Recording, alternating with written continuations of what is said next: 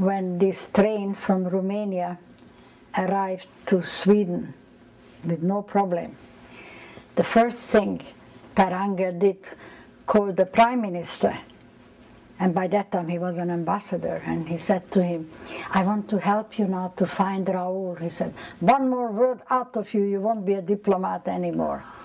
And the whole country, his own family, did the same thing. Was everyone shocked? And everyone made it where? The legation members, where did they end up and where did you end up? They all went home, yes.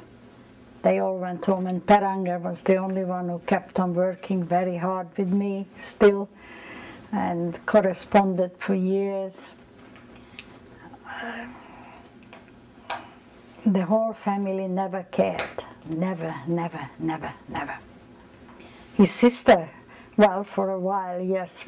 I don't know if you know that finally, when Gorbachev came, he decided he's going to invite Raoul's half-sister and half-brother and Per Anger to come to Sweden to try to find Raoul. And sure enough, they came. And did you hear the name Sokolov? That was the Swedish Jewish man who got a Nobel Prize. And he was there too. And he turned to them and he said, I want to help you too, because the KGB today have no idea what to do. So maybe I can help you. I talked to them. And sure enough, the young KGB said, where do we start? What do we do? And Sokolov said, in the Kremlin there is one huge big room with every prisoner's stuff in it. If you find the key to that room, maybe you find something of Raoul Wallenberg. So the KGB listened to him, and they found all these things and his $1,000 that they never took away from him. The $1,000 he kept and said just in case, but take just the in rest. case. And they never took that $1,000 away from him. Huh? And she was very sweet, at least she did this for me. His sister, his half-sister sent you this? Yes. Okay. Yes. But she doesn't talk to me anymore, and Kofi Annan's wife is Raoul's niece, and she doesn't talk to me either. Is there a reason? They didn't talk to Per Anger either. Yeah, because that rich girl whom I told you to stole all our money, she's giving them money all the time, and she's cheating in everything, and they take it. This woman, she's... Rachel Österreicher Haspel. Horrifying. But I can't like lawyers because she might kill me. You know, you never know. But what happened in one of these speeches that was very exciting, a German boy who lost everybody. He was the only one alive. And he said to me, do you remember all the German poets? And he talked to me in German. I said, well, yes, of course I do. He said, now let me tell you a poetry. And I thought to myself, a boy who lost everybody, he has this heart to tell me a poetry. And I cried right through the whole thing, and then we took each other in the arms and all that. And I think he stayed in Sweden and he became quite somebody. But that he could do that, you know, that was a fantastic thing. I think it's a fantastic thing what you do, because I still, just the question keeps going through my mind, like, you go through so much and then you can just stop and enjoy life as it is. You don't have to keep talking about Raoul Wallenberg. You don't have to keep, what drives you? What motivates you? Well, it's still, as I told my parents, if I have a brother, I wanted one like him, because he helps everybody. And I'm crazy. If you ever come to my house, my room is full of Raoul Wallenberg's pictures. And those pictures talk to me. And I made a Wallenberg school, I told you. So one of these things shows the Wallenberg school. Can you tell me a little bit more about the school? Oh yes, it is a normal PS 194. Located where? Located in Sheepshead Bay. In Brooklyn. In Brooklyn. And that time we had a wonderful, wonderful Swedish ambassador, and he helped me with it. He's also photographed in there. So I can leave you all this here. Well, in the meantime, I can find it maybe. And he was, oh yeah, look at this. It's called the Raoul Wallenberg School. And how is it different than another school? How is it special? Well, because we are teaching them, and I am talking to them, just like Raoul taught me, colorblind, religious blind. And you will not believe it, how the children learn and how they do that. For instance, there was one little boy who was in 8th grade, the kids getting out there from 8th grade. And there is another school, it's not the Wallenberg school, but only Wallenberg children going there. And his grades went all the way down. And we found out that the father is a very drunk man, very much, how you call that? Alcoholic. And he hits his mother and him all the time. And the kids' things went down, and he's very clever. And I said, and the principal that time was a lovely man. He says, Agi, talk to him, because he will listen to you. So sure enough, the little boy came to me, and I said, you know, you can help. He says, how can I help? He said, if Raoul Wallenberg could help, you can help. He says, what shall I do? I says, one day when you go home and your father is not completely drunk, then tell him that your mother and you love him. He said, how can I tell him that? I said, just tell him, a little lie doesn't hurt. And let's see what's going to happen. And then tell him that you're taking him to the Alcohol Anonymous, and maybe everything will turn out all right. And this was the beginning of the year, already a couple of months. And I told him, he said, shall I really try, Miss Adachi? I said, yes, by all means. Raoul Wallenberg did everything, so why couldn't you? The day of exam arrives, the last day. He arrives with his mother and father holding the hands. And he screamed, Miss Adachi, I want to talk to you. I said, yes, darling, what's up? And he comes up to me, and his grades went up already completely. I said, what happened? He says, I did what you told me. And Papa was quite all right. I told him that Mommy and me love him. And he looked at me and says, you love me? I says, yes, Papi. And because I love you so much, do me a favor, come with me to the Alcohol Anonymous, and maybe we can help. And Papa listened to me, and he came, and he's off completely of all the alcohol. So I was so proud and so happy. And then the second time what happened is we had our Wallenberg children go over to the other school, and one day I get and the music teacher went over too. Now, who are the Wallenberg children? There's the Raoul Wallenberg School in Brooklyn. And then there is I have to look up the number of that school. It's a junior high school, and the children all going there. But most of the people from the Wallenberg school teaching there too, you know, so it's sort of schools with the Wallenberg philosophy. Yeah, and the music teacher calls me and said, Agi, the Wallenberg children are going to play Fiddler on the Roof. Would you come and listen? I said, oh, by all means, naturally.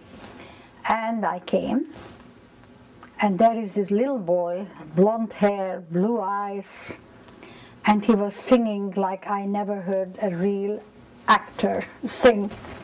And he was talking Hebrew. And I said, what do I remember about this boy? So when it was all over, I mean, it was so fantastic that it... And she came to me and she said, how did you like it? I said, it's fantastic, but what do I remember? I said, don't you remember this little boy has the worst... how you call that, coughing, asthma. And he coughs and coughs and coughs. And he came up to me and he said, I want to play Fiddler on the Roof. And I looked at him and I said, sweetheart, you are not Jewish. You can't speak Hebrew. And he said, I have enough Jewish friends, I can learn Hebrew. And then I looked at him, he said, yes, but we have no intermission, and it's 2 hours. What happens if you cough? He says, if Wallenberg could do it, I can do it. And the child didn't cough once in 2 hours, and he spoke Hebrew, and he did everything. Can you imagine? And how does a child apply or become part of the Wallenberg children or program? Yes. How would, if a child's interested or a parent's interested? Yes. How would yes. they do that? Well, they call me home, and then we talked about it, and or I come into the school quite.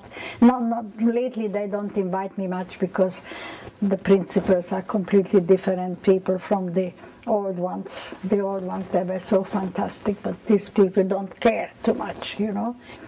But still, the children learn, and when I come, I give them awards because then they help in their communities, and they know that. And in the first few years, we only gave 10 New York children the awards, and about 16 in New Jersey. And the last 2 years, we had 40 children in each place. And fantastic children, what they do in their community. I don't care what they do in the school or in the whatever, in the church or synagogue. We want them to know what they do in their committees, in their community. And this year I had a few. One, there was a boy, about 6'2", a black boy. He's cooking for senior citizens. Then he is working for the Red Cross. And it's an 8th grader, can you imagine? Then he goes to people's house where the mother and father are still not home yet, and he teaches the children how to read. And he also works for the police and the firemen. Can you imagine? Very inspiring. And one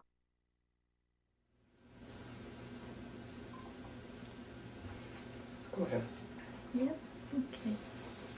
I have a question. If Raoul Wallenberg were to walk in the door right now and sit with us, what would you say to him? Brother, thank you for being here. But he probably won't recognize me. He's 94-year-old. Do you think he's still alive? Well, I have to tell you that story.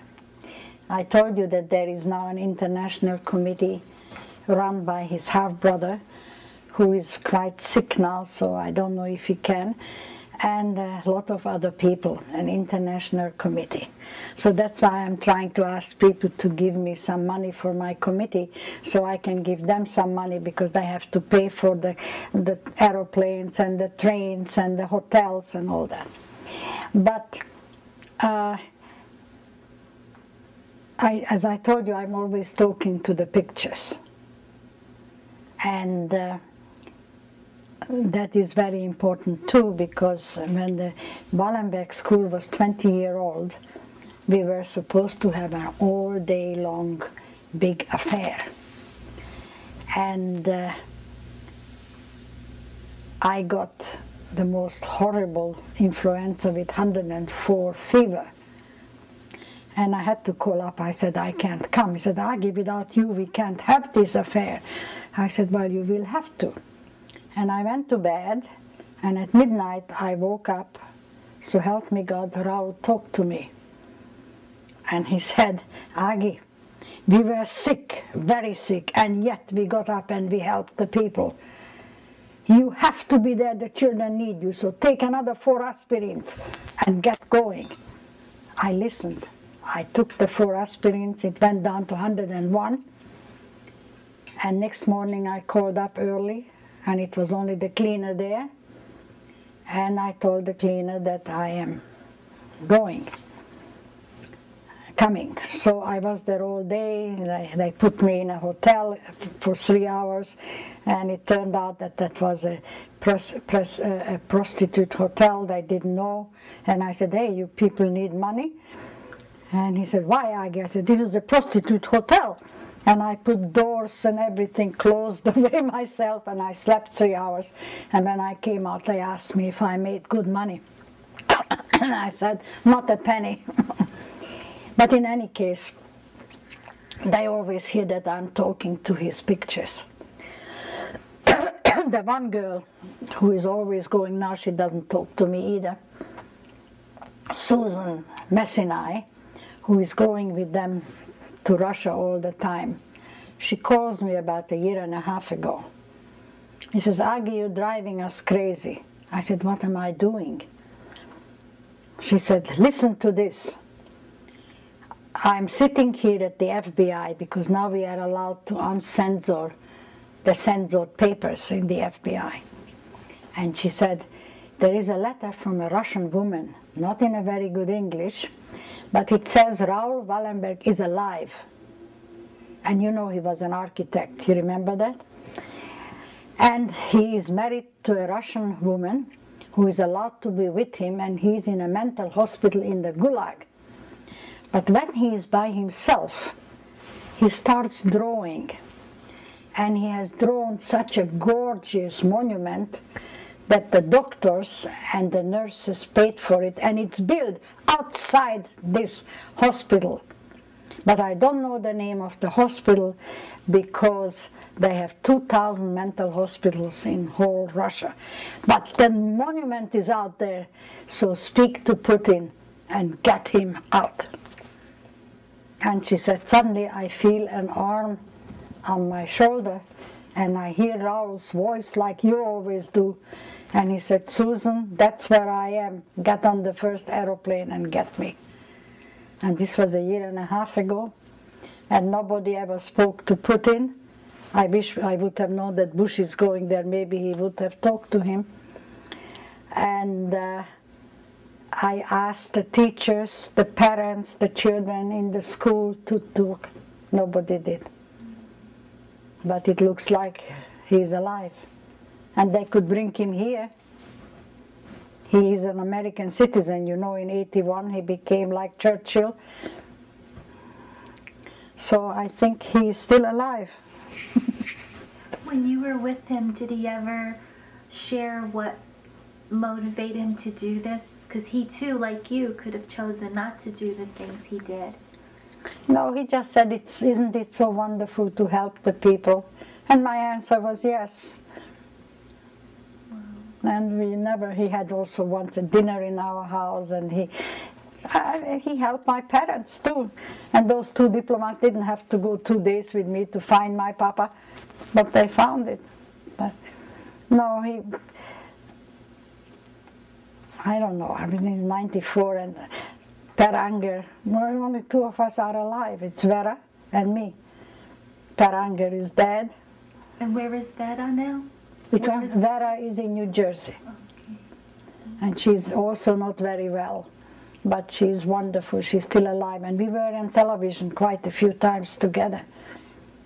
But the rest of it, you know, people are lying, and they writing things that are not true.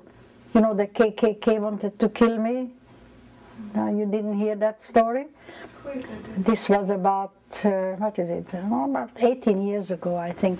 On the Sunday New York Times magazine, there was a story about Raoul Wallenberg, written by a man and a woman, both liars. It was full of lies. I almost died to just read it. But they get good money, you know, doing it. And then it's my picture there. And under the picture, now she lives in Forest Hills, okay? 8 o'clock in the morning at breakfast time, my kitchenette has a telephone on the left, so my husband sits inside and I sit here. And 8 o'clock the phone rings, and the man says, is that Adachi? I said, yes. He says, this is the Ku Klux Klan, we are coming to kill you. So I was quiet for a moment. And then I said, you can't do it. He said, why? I said, the FBI is tapping my phone. He hung up. And my husband looks at me and said, what was that? Whoever introduced itself, you became absolutely green and you were shaking, and then you came up with this idea. I said, well, that's how we saved 100,000 human lives with Raoul. We had to lie and clean, and this was the Ku Klux Klan. They wanted to kill me, but maybe because I said that, they don't dare to come because the police might be around. And I'm still not in the phone book, but do you have internet, any one of you? Because that's interesting too. I made a speech about 6 years ago, I think, in a Catholic college in Great Neck. And there was a wonderful father there. He loved my story and the youngsters liked my story. And then I told him that my committee is allowed $25,000 tax-free, but I have nothing in the till except $1,000. He said, well, I have a millionaire, a Jewish friend in Boston. I will write him and I'm sure he will send you a big check. I said, well, thank you, that would be absolutely wonderful. But a few weeks after, I get a check for $50 from the billionaire. And I called him up and I said, Father, I got the check. He said, how much? And when I told him $50, he almost got a heart attack. He said, he's not my friend anymore. Outrageous. And it is outrageous, you know, $50 to send. Then about, I think 2 years ago, he calls me. And he said, Agi, you are with me all the time. I said, I beg your pardon, Father? He said, you're on internet. I said, I am where? He said, didn't you know? I said, no. He said, well, you have to do the following. You put Yahoo, search, then your full name, then your picture will come, and all your books, and your whole story.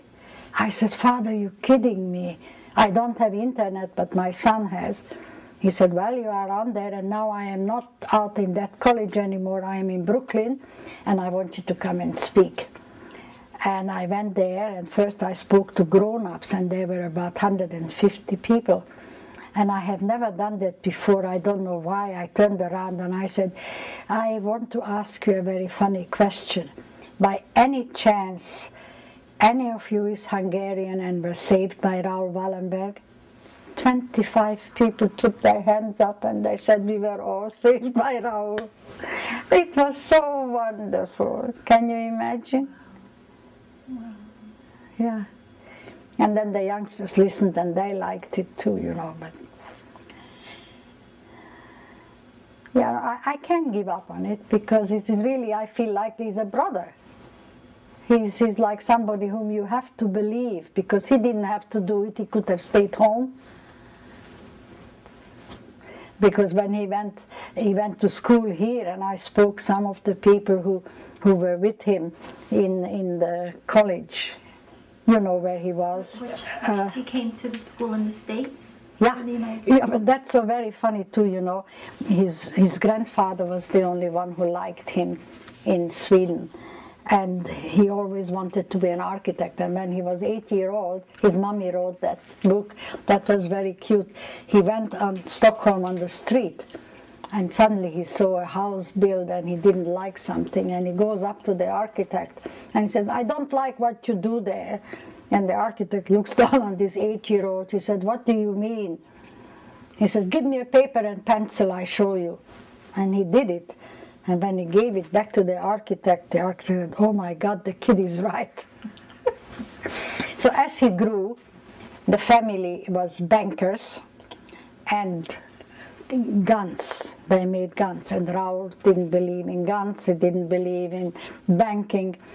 And his grandfather tried to send him, I think that's in my book too, no? Sent him first to Africa, because there was a Swedish bank there. But after a week he wrote back, he says, grandfather, you're an ambassador and you dared to send me there. They just killed me, a friend of mine, because he was black, and they just killed him. I don't want to stay here. Then he sent him to Israel, and that time the British were still great and they didn't like to help. But he met all the people who came out after the Kristallnacht and all that, and he was besides himself. And again he wrote to his ambassador grandfather, get me home, I don't want to work for this kind of thing. But when he came back, his grandfather said, if you really want to learn being an architect, you go to America. And you also will learn democracy. And I had to laugh because the Swedish king's children all go to a public school. So what do you have to learn about democracy? And he came.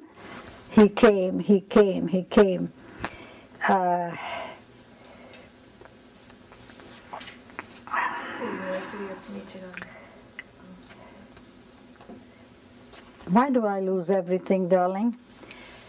He went to, not Massachusetts, to University Arbor, Ann Arbor, Michigan. Good morning, Mama. Ann Arbor, Michigan. And I met some people there, and they said, for instance, when they didn't know how to draw something, he said, give it to me, I'll do it, and you put your name on. And he made that to all the people. He always helped.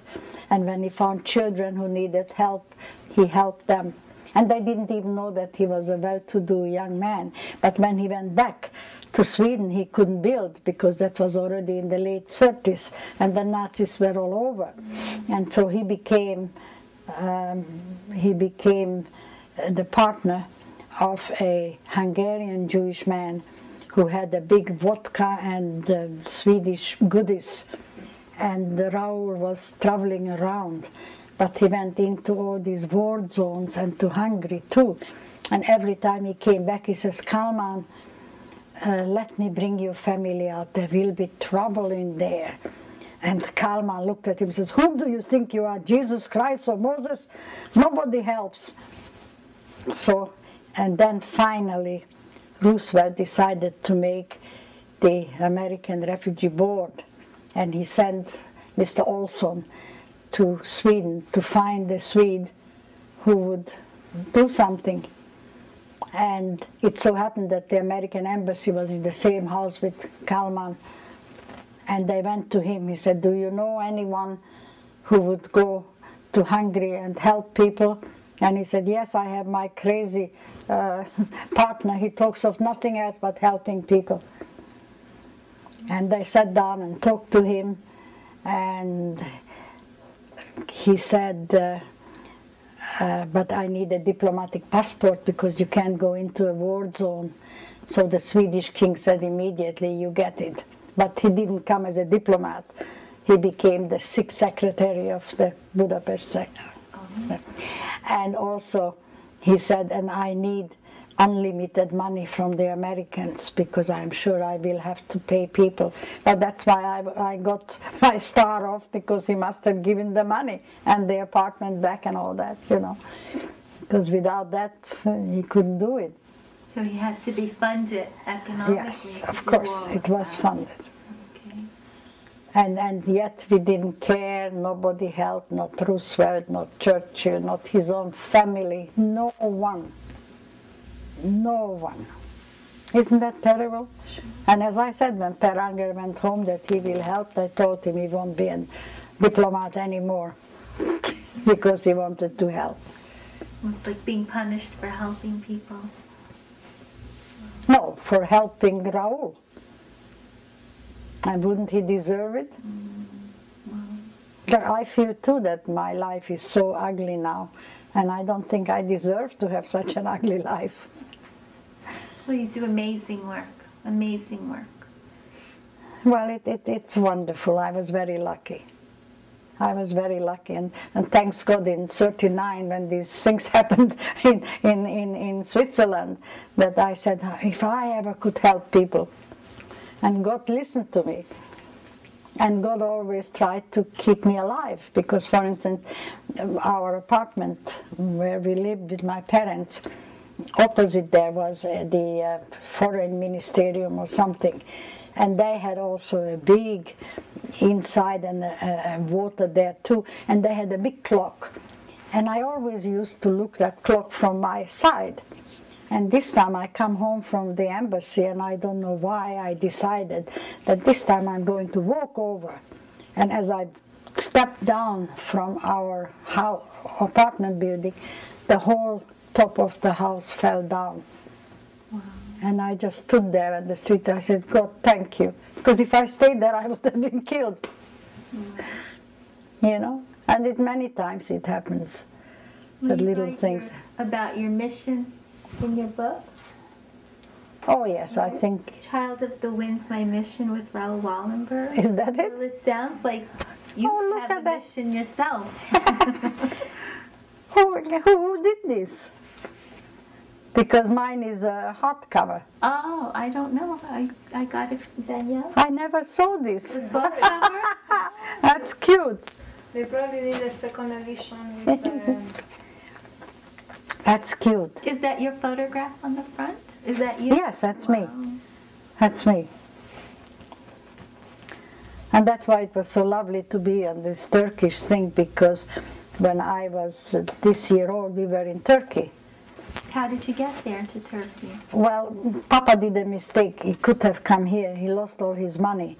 And instead of coming here, he went to Turkey with the Philips radio. And he had great difficulty because they thought he was a spy. They didn't know that the Philips radio is not a spy thing, you know.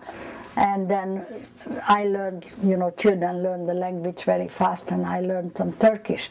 And I told my parents that I will go down and do the shopping.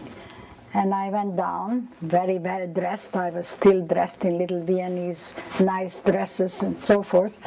And suddenly a governess and a little boy came up. He's photographed in here too. Yes. Egon, and he's photographed here. They come up to me, and she talked to me first in German. And she said, "What are you doing here?" I said, "I'm shopping for my parents." I said, "Can we come to your parents?" And they explained that little girls are still taking the prostitute houses in Turkey, and that they can, because I'm so beautiful, they will pick me up. My younger son always said, "Mommy, I could be a prostitute's son, daughter, or something." But that's what happened, you know. And from then on, I was never alone, because this governess and that little boy from England, the father was with Shell Company, he was the president, and he came over. And I always been with them, so I had no more problems, you know. Yeah. Well, it's funny, but I never thought that I will also be so lucky to work with this fantastic young man. You know, when he was 3-year-old, what he did? Well, you know, his brother too, his father. He was the only one too of all the brothers who would not work in a bank or in a gun thing. So he went into the Marines, and then he fell in love with his mother, whom suddenly the whole family hated, because his great-great-great-grandfather was a Polish Jew. Even Hitler didn't care about that anymore. From his so he had Jewish heritage from his mother's side. But it's not true. I mean, the great-great-great-great-grandfather, even for Hitler, that wasn't a Jew. And the father died 3 months before Raoul was born. He never met his father. He got pneumonia in the Marines, and he died. And when Raoul was 3-year-old, his mommy had a terrible headache, and she was lying on a sofa. And our little Raoul goes up and puts the hand on her head, and he said, "Mommy, now your headache will disappear." And Mommy's headache disappeared. And that's what he did to us as we grown up. He did that to every one of us, all the time.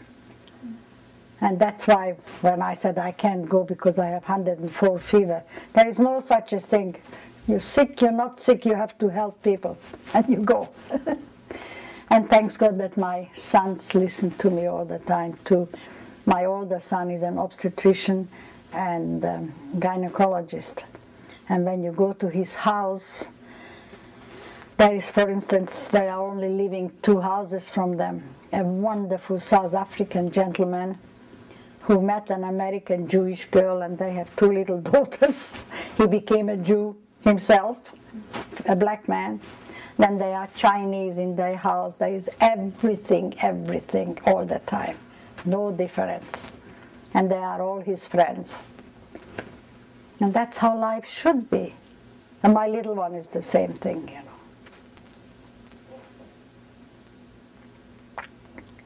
Yeah. So do you want to... And that's what we have to teach our children.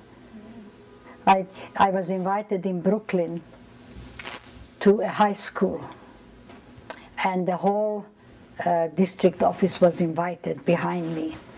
And I told the story, and what he couldn't understand, that the kids stopped chewing the guns and everything. They just sat very quietly, said, I have never seen this before, like this, you know. Well, I didn't say anything. And I got a standing ovation from the kids when I was finished. And one little boy gets up and he said, could she talk to us longer? So the one man, the PhD, says to me, said, do you want to talk to them? I said, if you allow me, then I would like to. And I spoke another few minutes, and I told them the story about a religious blind and colorblind and blah, blah. Suddenly a black boy and a white boy take each other in their arm. He almost got a heart attack. I have never seen this before. He was so angry. And I turned around, I said, sir, may I say something? Not you, not the teachers, not the parents teach anything to you, the children, only how to use the condo, whatever you call that, but yeah. I said, teach them that there is love and that there is no difference. Of course, they never invited me again, but the whole class came up to me and they kissed my hands and they took me in their arm and they were so happy. But the district office doesn't care. And there was that little black boy and a white boy, they just took each other in their arm. They didn't do anything wrong to each other ever. Crazy, huh? Crazy word. And I have, and that's why Raoul was so right, that it doesn't matter which religion or which color you are. If you're bad, you're bad. I have the most horrifying neighbors you can imagine. She's an Israeli, and he's a Persian Jew. And there was an old gentleman in my neighborhood who always liked to feed the pigeons. Opposite my house is the tennis court where there were the famous Forest Hills tennis courts. And then, of course, these animals pick up their whatever and fly it away. He rings my bell. He said, what you going to do about your pigeons? I said, sir, I don't have any pigeons. He said, yes, you have. And they're coming with the food and they make everything dirty. I said, I can't help anything. And then my roofer came one day and he said to me too, he said, Agi, we're not allowed to kill these pigeons, but I can do one thing. I can take some bicarbonate of soda and put it in one of those things. Maybe one of the animals will eat it. So he did. He rings my bell again. What you going to do about your dead bird? I said, I don't have a dead bird. He said, yes, you do. And it fell on my car, dead. I said, well, throw it out. So he threw it into my garden and he broke my beautiful rose garden with the animal. Then a few weeks after, I see a gentleman coming. My house is a big corner house. And my driveway going up like this. And this gentleman comes with a hat on and he writes. And I go after him and I see he turns and he still writes. Then he comes up my driveway. So I came out, I said, may I help you, sir? So he pulls out the paper, the health department. And I did like this, and he said, yes. I said, what did he say? He said, that house is so infected by rodents that people cannot go by. And I started to laugh, and I said, did you find anything? He said, not even a speck. So then I said, well, what shall we do with a man like that? And this was a black gentleman. And he said, well, I'm going to write a letter, and I send you a copy of it. What he did. Then my children did go to a wonderful, wonderful PS 144 in Queens, where I live. And what's his name? No. Am I forgetting names? I'm stupido. As my husband said, you're an idiot.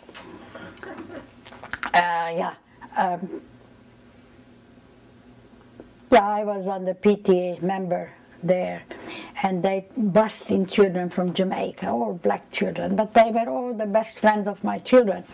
And one day the two little black boys invited my children to come for their birthday. And the mommy called me and he said, Aggie, you can't bring the children here to Jamaica because it's not good for black children. Oh, I said, then bring them here. Here we have no problem at all. Just bring them and I give them the same great birthday party that we have, and you pick them up on the end of the weekend. Sure enough, that Saturday they came and we invited puppets, just like I did for my children, and they had the most fantastic time. She comes over. Why you let those niggers in? I looked at her, I said, I beg your pardon? He said, didn't you ever hear that word? I said, no, I didn't. He said, the whole Forest Hills is talking about that you let those goddamn niggers in here. That's outrageous. Then I don't know what the name of those Jewish people are in Israel who are blacks, with a Y. Yeah. So anyhow, I told them, I said, what you doing with those people in Israel? So she couldn't answer me that, you know. So, and then I thought, now I'm going to tell her something ugly just so that I get her even angrier. And when I am at the door, I said to her, so you know, these children, they're undressing the same way as my kids. And I am always giving a wonderful massage for my children in the bathtub. I do the same for these boys too, and I bang the door. You know? Then the snow was coming down. And his driveway is also mine because my door opens that way so they can bring everything in. But he always gets everything on my side and I can hardly think. And it was snowing and a darling little boy came to help me. And when we were finished, I said, let's open the side door so that they can bring me food in or something. And when we opened the door, there he stands with his wife, his daughter with the camera, and with her son. And he says, what you going to do about your snow? And I looked at him and I said, do you want to give me a Persian carpet? You bloody Jew, he says to me. But isn't he Jewish? Oh yeah. And the little boy started to cry. I said, don't cry. That kind of neighbor. Explain to her what that is, a little bit of that, that's all. Go ahead. Just explain me what it is so the camera. And this one is Raoul's Budapest driver's license. And the rest of it is all letters to all kinds of people in Budapest and in, it's his diary, you know. And that was all that. I never took that away from him either. Where were those documents found? Where were the documents found? In the Kremlin, where all the other prisoner stuff, and the $1,000 too. Can you imagine? And even there is a letter here somewhere for Eichmann, and against Eichmann. Isn't that fantastic? And at least his sister was so sweet to make it for me. So that is all his diarrhea. It's a book like mine, where he writes everything in. But that was his driver's license in Budapest, the Budapest driver's license. Okay, show us something else. Okay. Okay?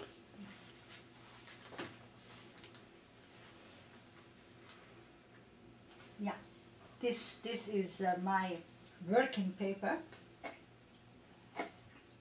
And it says there that I worked for the Swedish Red Cross and the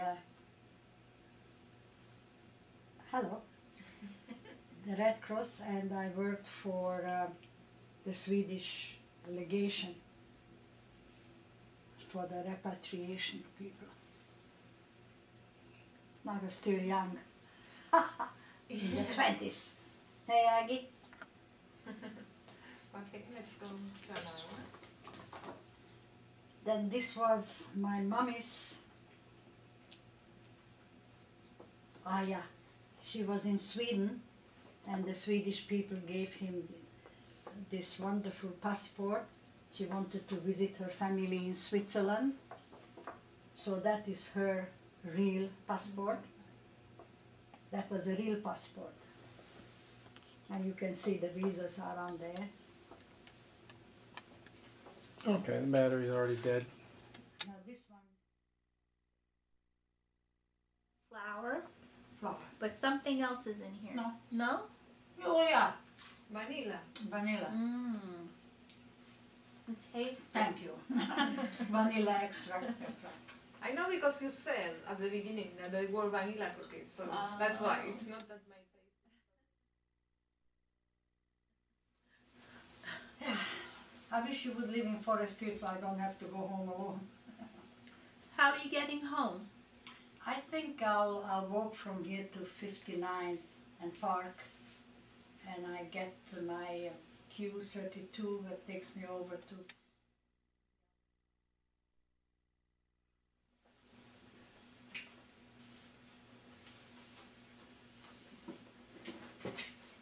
But it's still heavy. Why is it so heavy?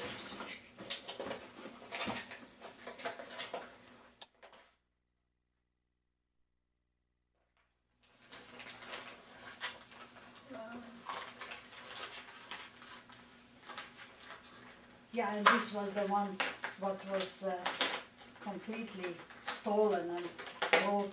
Here is in English he wrote, and we never did that in English.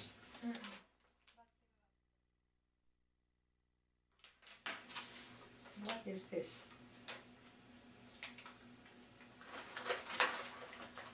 Oh yeah, that was Transferred Airlines. They gave me a free trip. But that has nothing to do with Wallenberg.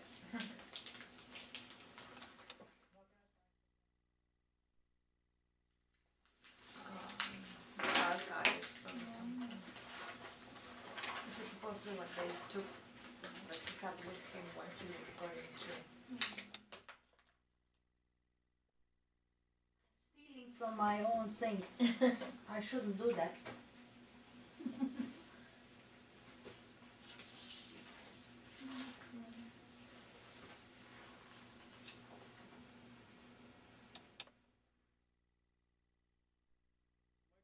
But it doesn't matter. I'm just getting close-ups. We keep eating. It's a shame to be good, huh? You turn out I think I've had about 7 of those. I think I've had about 7 of those cookies. Thank you.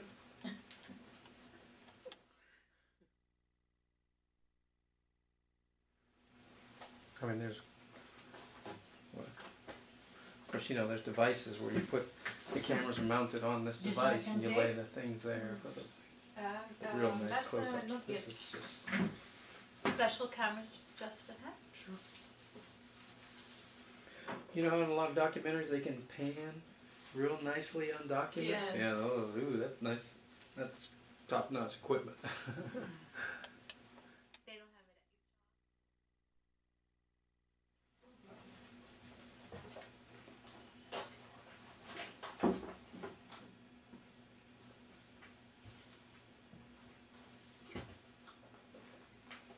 Yeah, my darlings. 2 weeks ago I was 87. Oh, your idea. It's a big age. Yeah, that is. I can't believe it. It's an accomplishment. But I think if I wouldn't do this all the time, then I probably wouldn't even reach that age. Because I meet a lot of Yeah. It's not supposed to be. He forgets everything. He has to do What's your name? everything exactly the same routine every morning, or he'll forget. Yeah. So it happens to everyone. Yeah. He lays things out a certain way and follows. don't you dare die before you're 100. I said, I'll try, my son. But if I have my life as it is now, that's ridiculous. This is your younger or older son? He's the younger one. Do they live near you? No, he lives in Soho. Okay.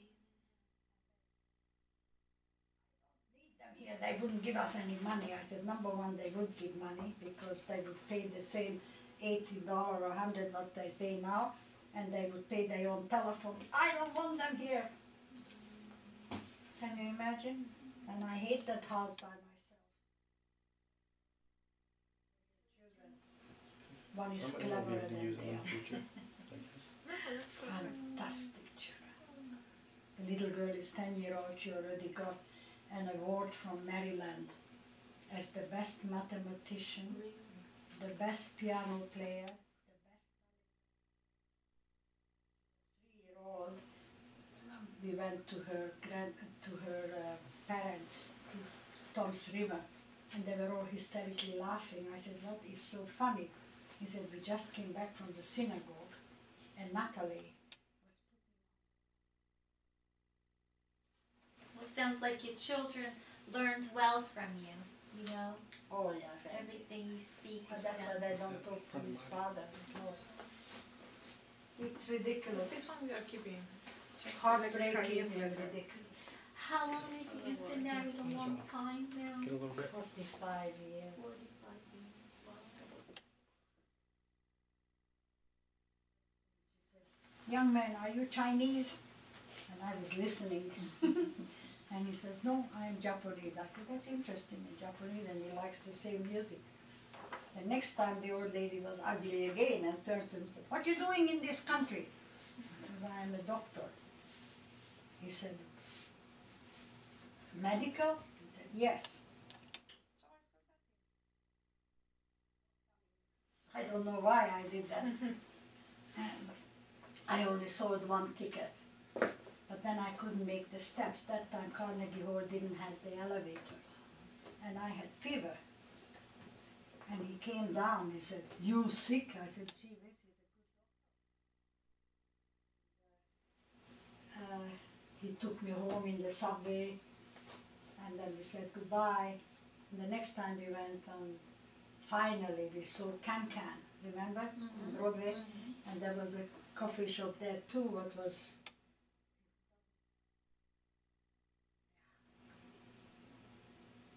And then he was the one who said, "In your age we shouldn't have any children." And I said, "Married life without children is not a married life." My nurse didn't put down your age, and I thought that's only for sick people. I said, "Doctor, I am not a sick person. Why you need my age?" He said, "Oh, because old women don't give birth." And when I told him I was born in 1918, he said, "With this body